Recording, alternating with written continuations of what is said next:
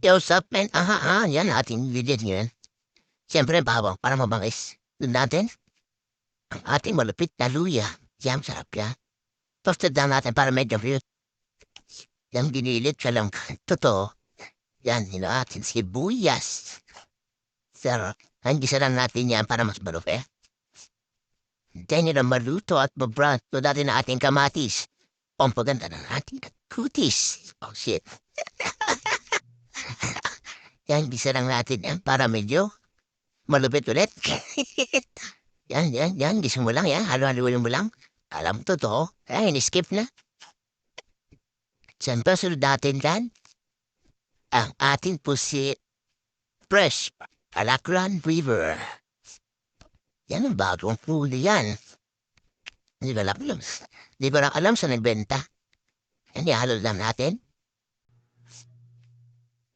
Yan, ihalo-halo na lang para mas malupit. Para makuha ng ating pusit. Ang ginisa natin. Alam niyo na kung ano ang ginisa. At asin. Asin. Ayan, nilagay mga 200 grams lang.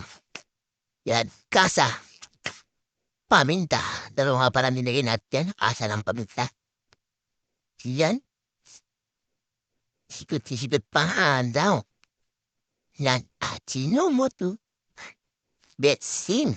Ni aling pising. Kaya suwal, ang lagay nila namin na suwal. Para medyo matamis-tamis. Yan, hinalo net. Kahalo niyan, hagatin ng tubig. Dalawang baso yan, lagay natin. Para apaw. Para apaw. Halo din natin. Ang isusunod natin, lagay dyan. Ayan, ang tinta ng pusit. Nilagyan ko na pala ng sukal yan. Para mas maduro ko ng maayos yung tinta. Yan na ako naglagay. Pero mas gusto ko mas maraming suka. Asim, tamis. At sarap. Oh, zik.